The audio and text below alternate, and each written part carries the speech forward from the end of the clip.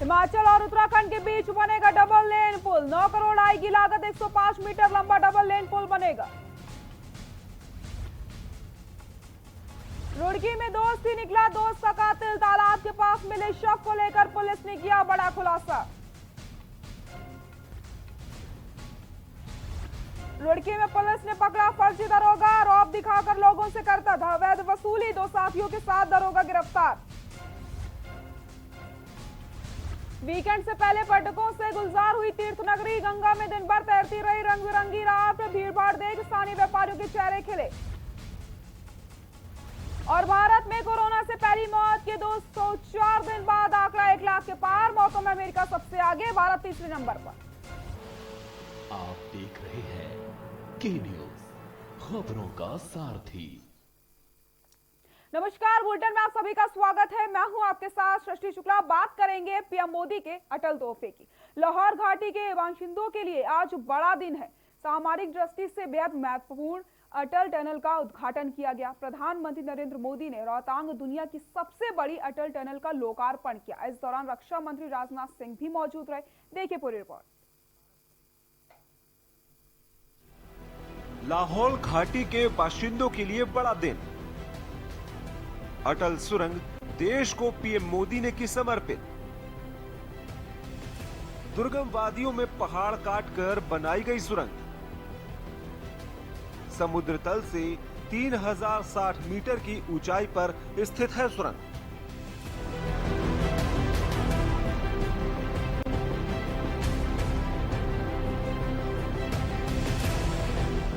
लाहौल घाटी के बाशिंदों के लिए आज बड़ा दिन है।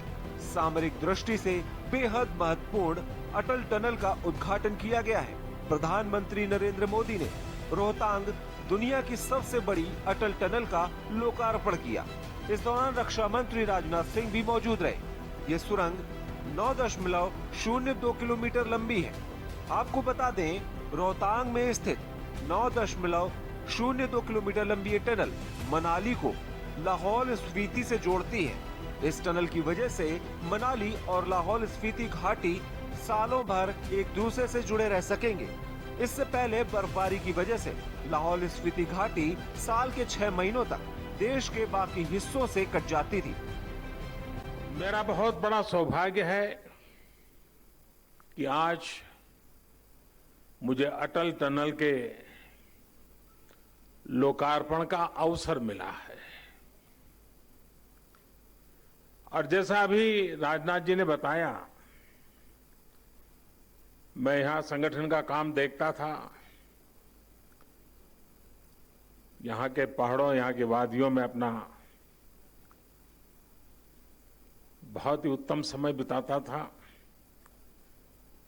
और जब अटल जी मनाली में आके रहते थे तो अक्सर उनके पास बैठना, गपशप करना।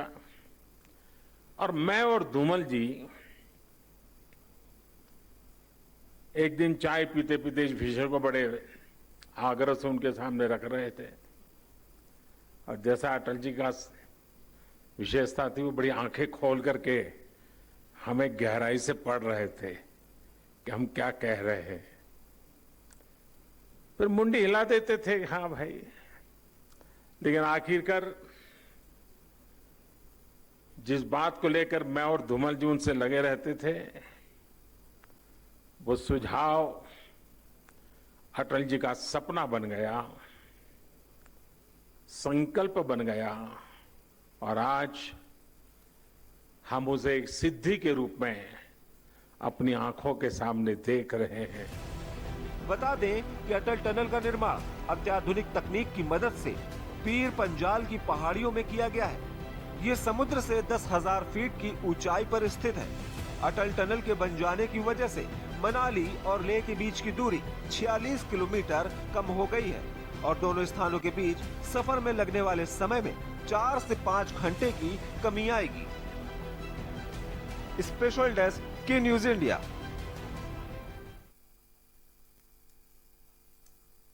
जानते हैं दुनिया की सबसे लंबे हाईवे टनल अटल टनल में और क्या कुछ खास है। अटल टनल से जुड़ी खास बातें। विश्व की सबसे लंबी और सबसे ऊंची सुरंग है। 3,300 करोड़ रुपए की लागत से बनी ये अटल सुरंग सुरक्षा की दृष्टि से अत्यंत महत्वपूर्ण है। ये सुरंग 9.02 किलोमीटर लंबी है और 10 मीटर चौड़ी है। कुल्लू जिले के मनाली से लाहौल स्पीति घाटी को पूरे साल जोड़े रखेगी। हिमालय के पीर पंजाल पर्वत श्रृंखला के बीच में बनाई गई है। समुद्र तल से करीब 3000 मीटर की ऊंचाई पर सुरंग को अत्याधुनिक विशेषताओं के साथ बनाया गया है। अटल सुरंग का दक्षिणी पोर्टल मनाली से 25 किलोमीटर की दूरी पर 3060 मीटर की ऊंचाई पर बना है। उत्तरी पोर्टल 3071 मीटर की ऊंचाई पर लाहौल घाटी में तेलिंग सीसू गांव के नजदीक स्थित है। घोड़े की नाल के आकार वाली 2 लेन वाली सुरंग में 8 मीटर चौड़ी सड़क है। अटल सुरंग की ऊंचाई 5.525 मीटर है। अटल टनल के अंदर से एक बार में 3000 कारें और 1500 ट्रक सफर कर सकेंगे। अटल टनल के अंदर वाहनों की रफ्तार 80 किलोमीटर प्रति घंटे होगी। इसे बनाने में डीआरडीओ ने भी मदद की है ताकि इस पर बर्फ और हिमस्खलन का असर ना पड़े। अत्याधुनिक तकनीक से है लैस अटल टनल में state of art electromechanical system भी लगा है, जिसमें semi transverse ventilation system, illumination and monitoring system भी शामिल है। अटल टनल में सुरक्षा के कई खास फीचर्स हैं, जिसमें टनल के दोनों छोर पर एंट्री बैरियर्स लगाया गया है। सुरंग के भीतर हर 150 मीटर की दूरी पर इमरजेंसी के लिए टेलीफोन कनेक्शन है। 60 मीटर की दूरी पर फायर हाइड्रेंट मैकेनिज्म की सुविधा है। 250 मीटर की दूरी पर सीसीटीवी कैमरा लगा है, जिसमें ऑटो इंसिडेंट डिटेक्शन सिस्टम लगा हुआ है। एयर क्वालिटी मॉनिटरिंग की भी सुविधा है। फायर हाइड्रेंट की भी सुविधा है ताकि आग लगने जैसी स्थिति में काबू पाया जा सके।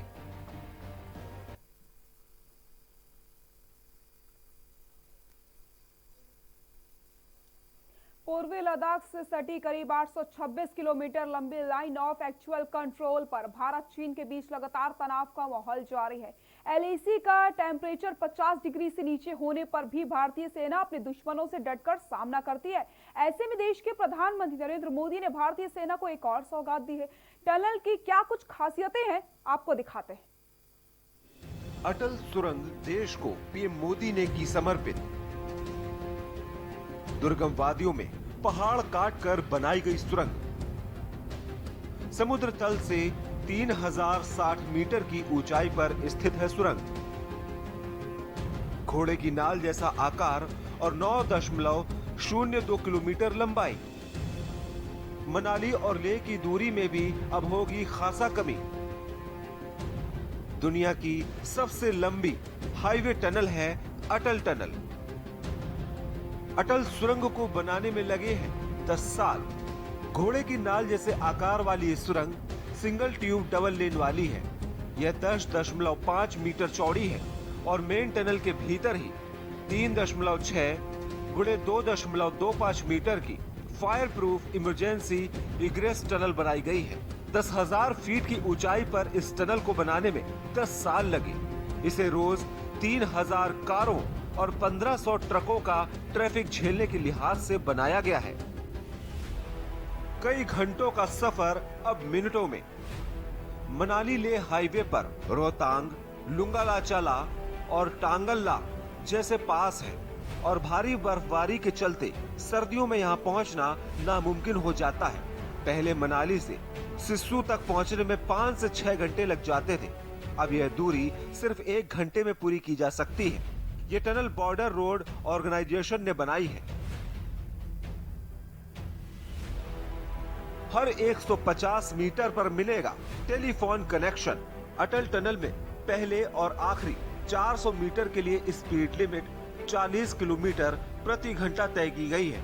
बाकी दूरी में गाड़ी 80 किलोमीटर प्रति घंटे की स्पीड से चलाई जा सकती है।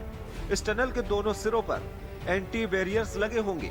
हर 150 मीटर पर इमरजेंसी कम्युनिकेशन के लिए टेलीफोन कनेक्शंस हैं। एक से एक तकनीकी खूबियों से लैस अटल टनल में हर 60 मीटर तक फायर हाइड्रेंट मैकेनिज्म है, ताकि आग लगने की सूरत में उस पर जल्दी काबू पाया जा सके। हर 250 मीटर तक सीसीटीवी कैमरों से lace auto incident detection system है। हर 1 किलोमीटर पर हवा की मॉनिटरिंग की व्यवस्था है। हर 25 मीटर पर आपको एग्जिट और इवैक्यूएशन के साइन मिलेंगे। पूरी टनल के लिए ब्रॉडकास्टिंग सिस्टम तैयार किया गया है। बात करेंगे आत्मनिर्भर की ओर बढ़ता उत्तराखंड की। कहते हैं ना कि अगर आदमी के अंदर जुनून के साथ परिश्रम और लगन हो तो किसी भी क्षेत्र में अपनी सफलता का द्वार जरूर खोल देते हैं। जी हाँ, बढ़ती कोरोना काल में बेरोजगारी और रोजगार की समस्या के बीच युवाओं में किसानी का क्रेज तेजी से बढ़ रहा है और कई युवा किसानी के क्षेत्र में किसानों की नई इबारत लिखने को तैयार हो गए। देखिए हमारी खास रिपोर्ट। आत्मनिर्भर की ओर बढ़ता उत्तराखंड, किसानी के क्षेत्र में लिखी नई इबारत। दंपति की आत्मनिर्भर बनने को लेकर नई पहल। फूल, फल और सब्जियां उगाकर बने आत्मनिर्भर। दिन रात मेहनत कर खुद को बनाया आत्मनिर्भर।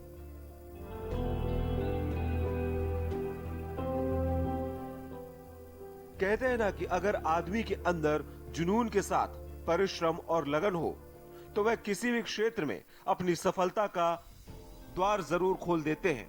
जी हां, बढ़ते कोरोना काल में बेरोजगारी और रोजगार की समस्या के बीच ही युवाओं में किसानी का क्रेज तेजी से बढ़ रहा है और कई युवा किसानी के क्षेत्र में किसानों की नई इबारत लिखने को तैयार दिख रहे हैं।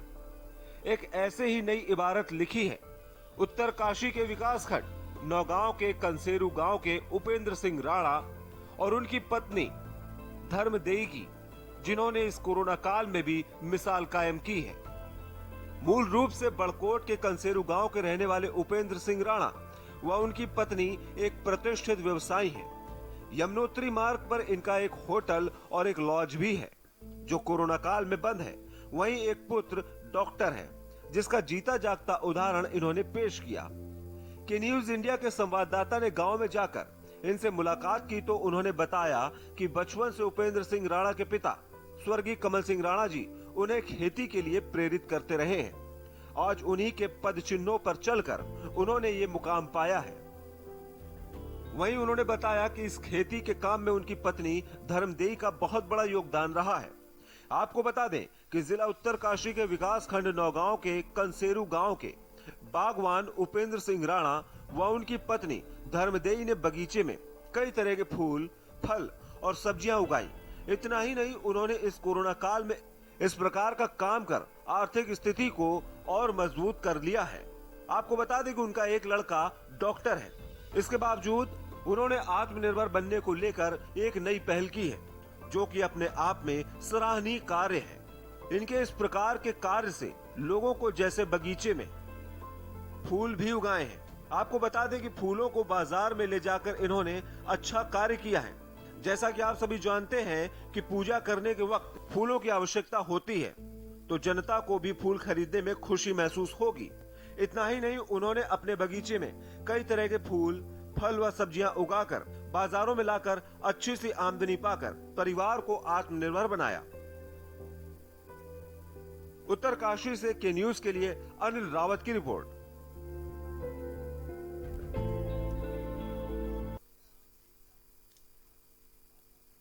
आतंक से निजात के इन दिनों डोईवाला में जंगली जानवरों का आतंक जारी है। जंगली जानवरों के साथ साथ बंदर और आवारा पशु जहां किसानों को खेती छोड़ने पर मजबूर कर दिया है, तो वहीं आमजन भी इन जानवरों से बहुत परेशान हो चुका है, जिसका संज्ञान पीएमओ ने लिया और कार्रवाई के निर्देश जारी किए। देखिए पूरी रिपोर्ट।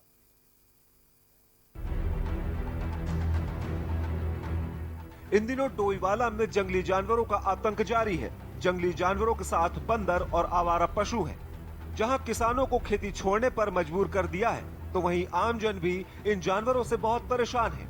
इस समस्या को लेकर रानी पोखरी के ग्राम प्रधान सुधीर रतूड़ी ने प्रधानमंत्री कार्यालय को चिट्ठी लिखी और समस्या से अवगत कराते हुए इसके निवारण की मांग की। पीएमओ कार्यालय ने चिट्ठी का संज्ञान लेते हुए तुरंत कार्रवाई के निर्देश उत्तराखंड सरकार और विभागीय सचिव वन विभाग को दिए हैं। सुधीर रतूड़ी के पास पीएमओ से रिटर्न में जवाब आया और बताया गया कि उनकी समस्या पर पीएमओ कार्यालय गंभीर है और कार्रवाई कर रहा है। सुधीर रतूड़ी की गांव क्षेत्र और नगर में प्रशंसा हो रही है, क्योंकि जंगली जानवरों के आतंक से किसानों के साथ ही आमजन को भी भारी परेशानियों का सामना करना पड़ रहा है। की समस्या से लोग बिल्कुल बच्चों को भी काट रहे हैं, बुजुर्गों को भी काट रहे हैं, महिलाओं पे चिपट रहे हैं, खेती छोड़ दी, बहुत नुकसान हो रहा है, बहुत ज्यादा दिक्कत आ रही थी। ऐसी आवारा पशुओं की वजह से भी रोज किसानों को बड़ी दिक्कतें हो रही थी। तो इस चीज पे लिखा था, तो उन्होंने इसको संज्ञान में लेते हुए माननीय प्रधानमंत्री जी ने स्टेट गवर्नमेंट सचिव को भी लिखा है और हमारे पास भी उसका पत्र आया कि इस पे जो है वन विभाग के डीएफओ के तरफ से भी मेरे पे फोन आया कि इस पे हम कार्रवाई करते हैं। तो हाँ, 1-2 दिन पिंजरे लगाए थे रेंजर साहब के माध्यम से, बरकोट रेंजर और थाना रेंजर के माध्यम से, और उन्होंने कहा था कि हमने टीम को बुला रखा है। बाहर से जो बंदर पकड़ने की बड़ी टीम आती है, बाहर से आगरा वगैरह से आती है कि, और वो जाल वगैरह के सिस्टम भी है उनके पास, तो वो लोग आएंगे और कह रहे थे कि हम 15-20 दिन पे अभियान। संतुष्ट है कार्रवाई से? तो अभी उनके आश्वासन पे संतुष्ट है। डोईवाला मुख्यमंत्री त्रिवेंद्र सिंह रावत की विधानसभा है और ये विधानसभा ज्यादातर वन जंगल से घिरी हुई है, जिस कारण इस क्षेत्र में जंगली जानवर और बंदर बहुत बड़ी संख्या में है। हालांकि कई बार विभाग अपने स्तर से खेती और आमजन को बचाने के लिए करंट लगी फेसिंग वायर लगाने के साथ ही हाथियों की रोकथाम के लिए खाई खोदना और बंदर को पकड़ने के लिए पिंजरे तक लगा चुका है, लेकिन इसके बाद भी जंगली जानवरों का खेती को नुकसान और आबादी वाले क्षेत्रों में आना लगातार जारी था। अब वन विभाग की तरफ से अधिकारियों ने बताया कि यहाँ पर काफ़ी समस्या थी। विभाग के द्वारा कुड़ियाल गांव, रामनगर डांडा, सीरियों, गोपाल पानी में 12 किलोमीटर क्षेत्र में सोलर फेंसिंग का कार्य किया गया है। तब से हाथियों से लोगों को काफ़ी राहत महसूस हो गई। उधर राज्य सरकार भी जंगली जानवरों से किसानों और आम लोगों को निजात दिलाने के लिए वन विभाग के साथ मिलकर कार्य योजना तैयार कर रही है और जल्द ही इसे मूर्त रूप देने का भी काम शुरू हो जाएगा, क्योंकि मुख्यमंत्री त्रिवेंद्र सिंह रावत किसानों और आम जन को लेकर बहुत चिंतित हैं। राज्य मंत्री करण सिंह बोरा ने बताया। और अनेक क्षेत्रों का भ्रमण करने के दौरान पता चला कि लोग काफ़ी परेशान थे जंगली जानवरों से, और विशेषकर थानो रेंज का जब हमने भ्रमण किया तो उस क्षेत्र में बंदरों की वजह से काफ़ी लोग परेशान थे और जिनको बंदर पकड़ने का अभियान काफ़ी तेज़ी से चल रहा है। और हाथी से जो लोगों को परेशानी हो रही थी, उसके लिए ऊर्जा बाड़ लगाने का कार्यक्रम मैं समझता हूं कि लगभग पूरा हो चुका है थानो रेंज में, और माननीय मुख्यमंत्री जी की विधानसभा को आदर्श विधानसभा बनाने हेतु निरंतर सभी प्रयास तेजी से चल रहे हैं। पीएमओ के दखल के बाद राज्य सरकार और वन विभाग कार्रवाई की बात कर रहे हैं, लेकिन देखने वाली बात यह होगी कि आखिर कब तक किसानों के साथ आम लोगों को जंगली जानवरों के आतंक से निजात मिल पाती है। डोईवाला से के न्यूज के लिए राजकुमार अग्रवाल।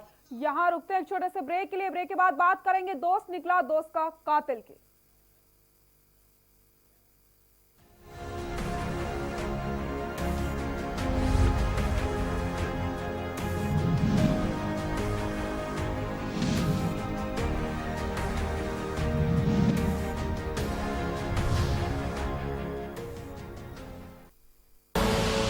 आप देख रहे हैं के न्यूज, खबरों का सारथी।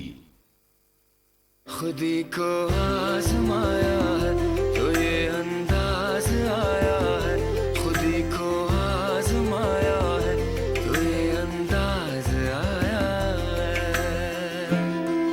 तुम में भी मैं हूं, शुद्ध प्लस पान मसाला। कोरोना संकट काल में के न्यूज इंडिया की देशवासियों से अपील है कि हम जाति धर्म को भूलकर कोरोना को हराने में एक साथ खड़े हों। जरूरतमंदों की मदद करें। कोरोना के खिलाफ जंग में हम अपना योगदान दें। हम सब मिलकर लड़ेंगे और मिलकर जीतेंगे। आप देख रहे हैं के न्यूज, खबरों का सारथी।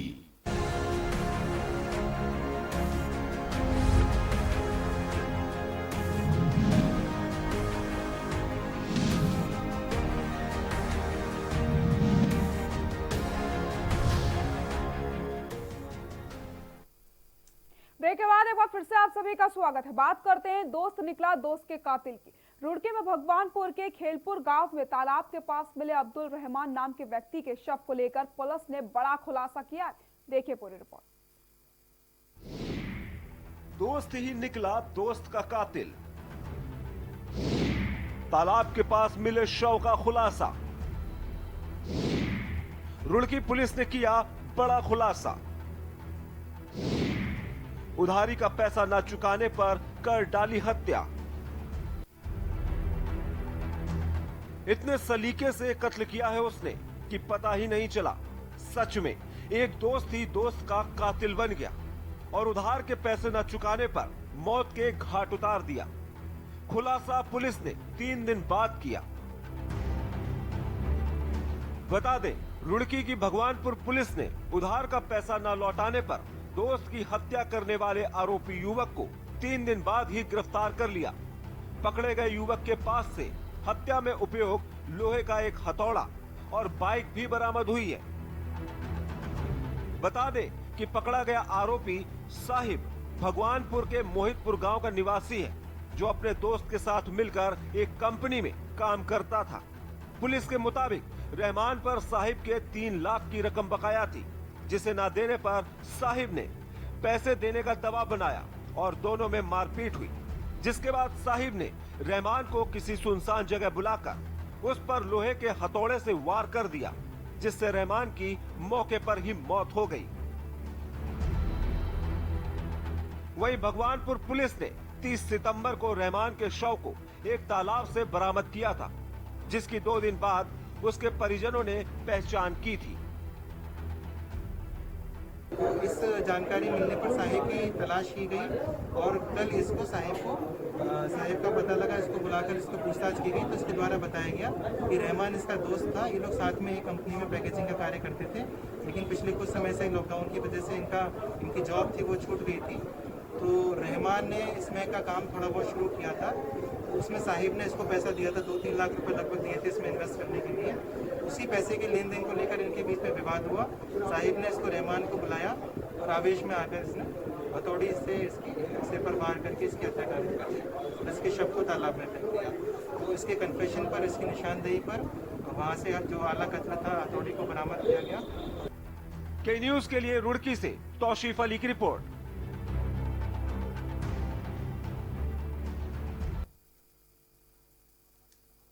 बुलेटिन फिलहाल के लिए इतना ही। देखते रहिए के न्यूज इंडिया। नमस्कार।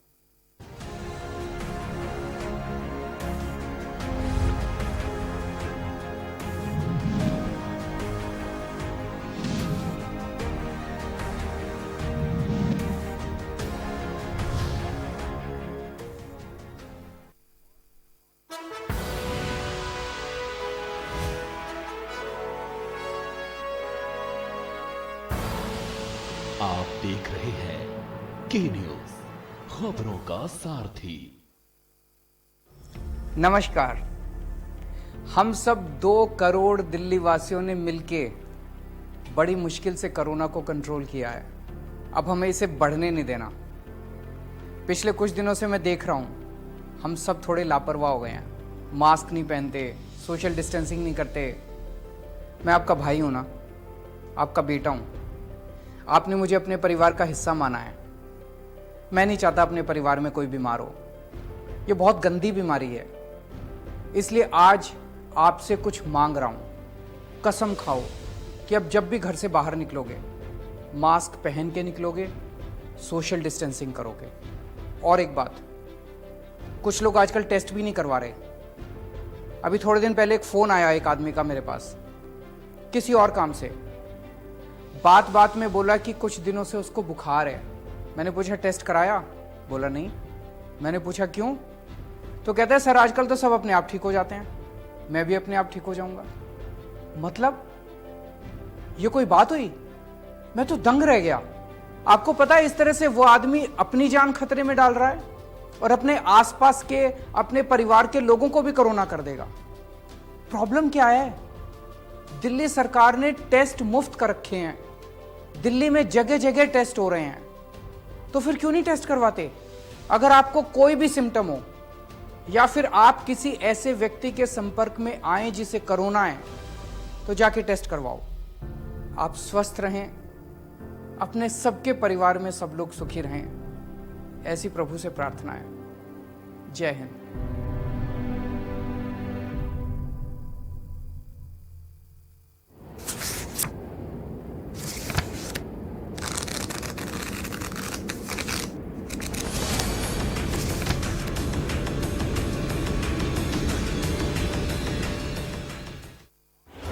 जब आपकी सोच को अंधेरा घेर लेता है और सिस्टम भी मुंह फेर लेता है, जब वादों की परतें खुलने लगती हैं और हारी उम्मीदों का ऊंचा ढेर लगता है, जब सड़क पर एड़ी की रगड़ देखकर अब तक जो भी हुआ सब बेअसर लगता है, तब चिंतन से डगर होगी आसान, मंथन से निकलेगा समाधान।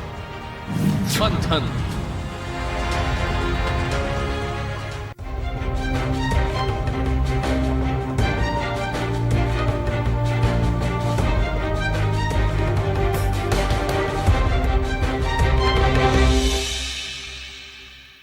करें अपने जीवन को कृतार्थ, सुने श्रीमद् भागवत कथा रोज प्रातः 6:30 बजे मेरे साथ सिर्फ के न्यूज इंडिया।